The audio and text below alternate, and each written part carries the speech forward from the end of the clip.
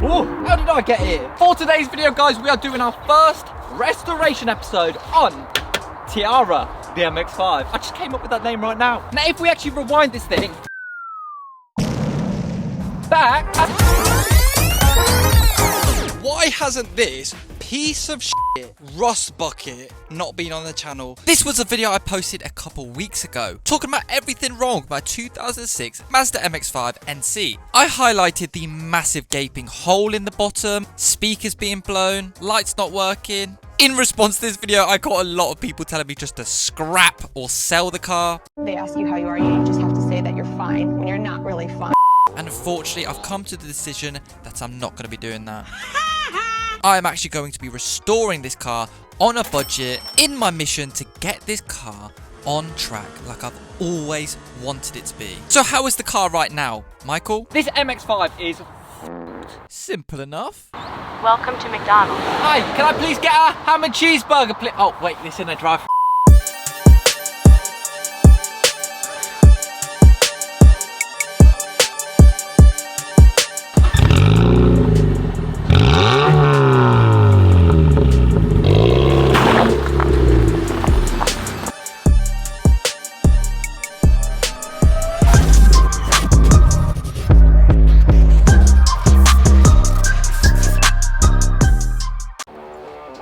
Now this car definitely needs a little bit of a service. Oh. This ain't the MX-5. Oh, let me go get the flipping keys, you know. I don't even think the keys are down here. Oh, where do I even leave them? Oh, there's the MX-5. Oh, how did you get there? Oh. This oil in here looks like about a year ago when I ate a dodgy kebab. Not looking pretty. This right here is Calgon 3-in-1. Basically, never used this before, so I don't know if this is going to mess my engine up. But listen, the graph goes like this. The more you f about, the more you find out. Oh. So today, we're engine flushing. Tasty.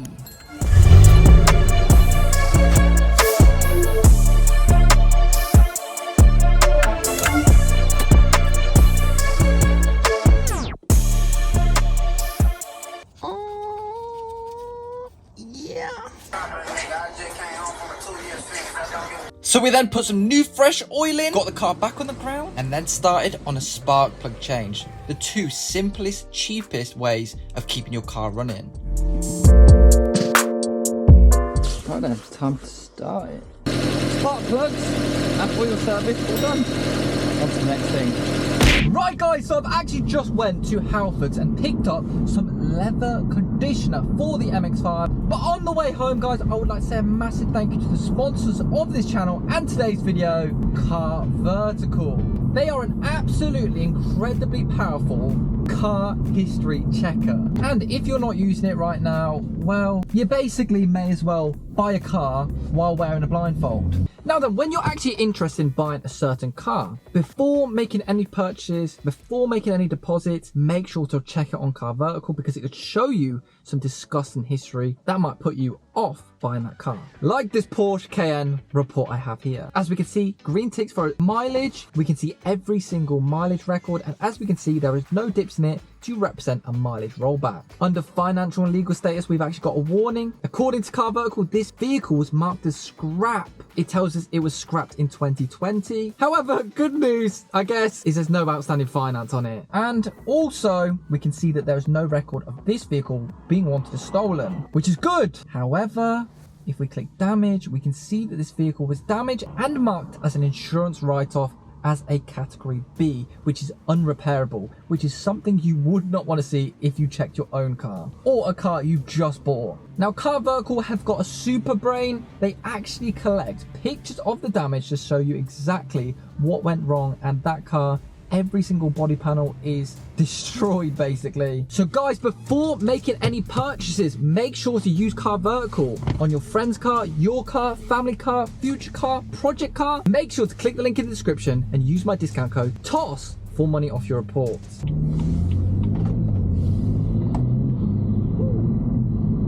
Also, little cheeky teaser, stage 2 incoming this week.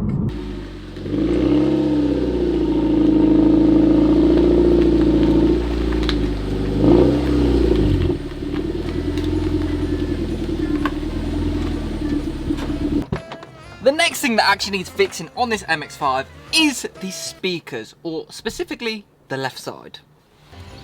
I mean, come on guys, it's almost Christmas. I can't even blast my Christmas tunes out this speaker because it's literally just completely blown. So pretty much, to get started, we just need to take off that door card. Just like this.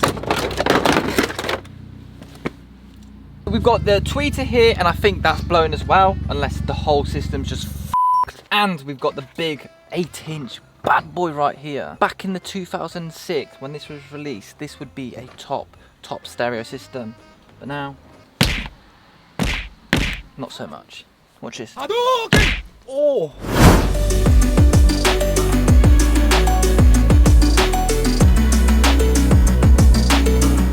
Now luckily the speakers that were actually in the MX-5 already were aftermarket, so they had aftermarket wiring, so all I had to do was snip the wires and then wire in my own speakers. And I always use solder for speakers because it just makes it less likely to fail, with all the vibration of course.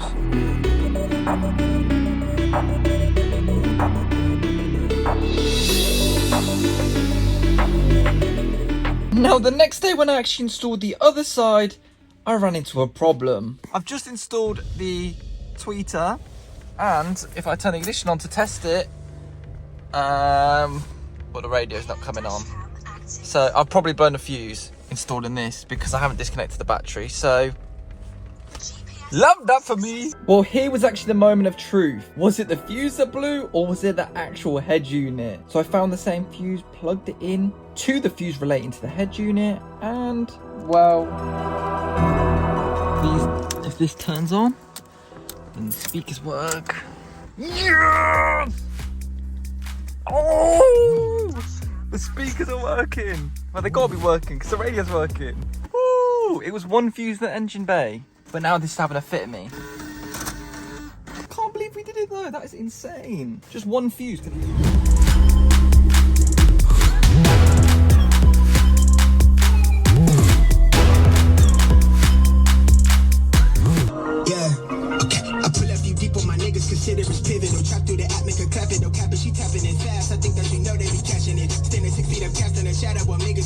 Mate, it's the bass. The bass is incredible now. It's less of like the door card shaking, because the stock ones or the previous ones were like the door card was shaking. This one is now actual bass, like a thumping. 10-10. Next up on the to-do list was actually change the carpet. The old carpet was really ripped and everything, and this nice new one is fresh. So I installed that in very simply, and then I had another job to do. Sometimes, guys, longer ain't always better. Wise words from Michael. Harry Potter, the boy who lived, come to die. So today we're actually installing a shortened antenna from IL Motorsport, and for some reason we do this. I guess it just looks cooler, I guess. I don't really know. Maybe less drag because it's smaller, I don't know.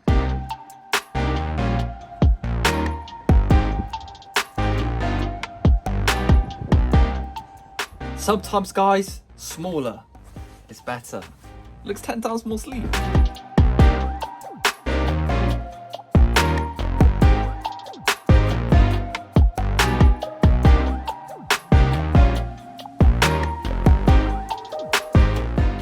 So the next thing we're actually doing to the MX-5 right now to restore it is actually in this can right here. And this is actually underbody seal. With these Japanese cars, I don't know what it is.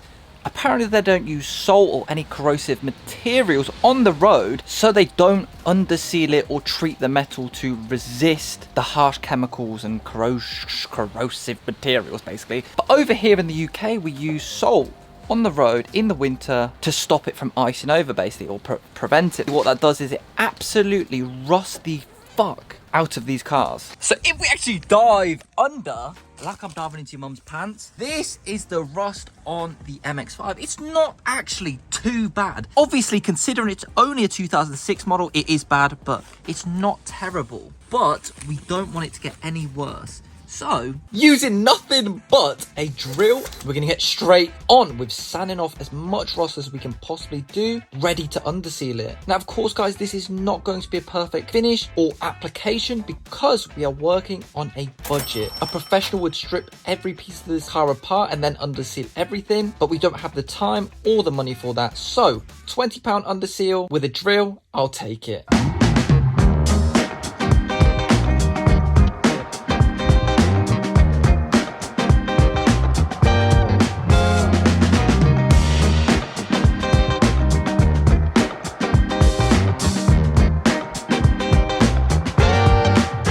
This is probably only a 16th of the car, but over the next month, I'll be taking off as much rust and undersealing it slowly until the whole car is undersealed. If you guys have any tips for me, let me know in the comments below. So the next thing we're actually fixing on the MX-5 is one of the most simple things you could actually think of.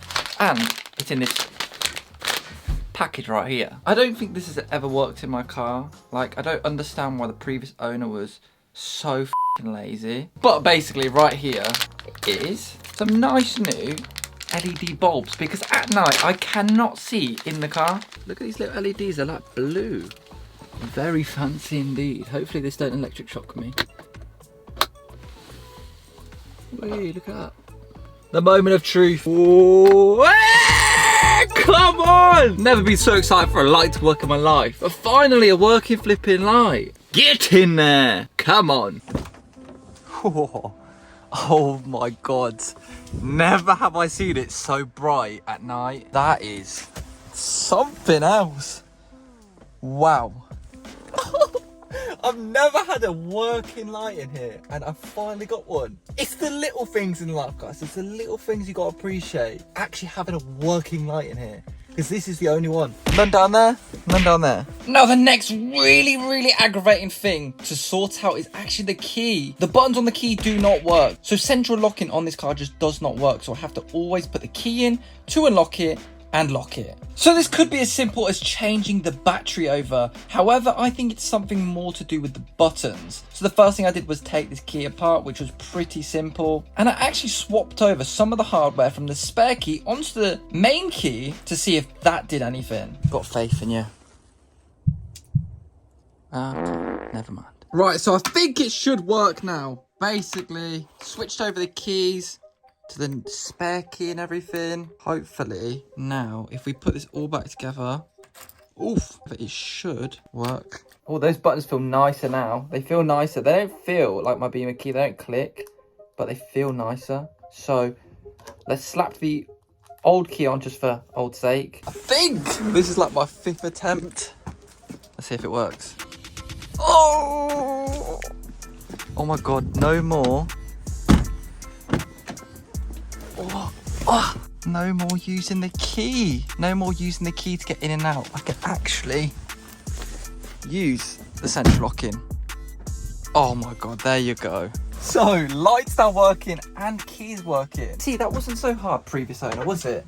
To actually change the key over.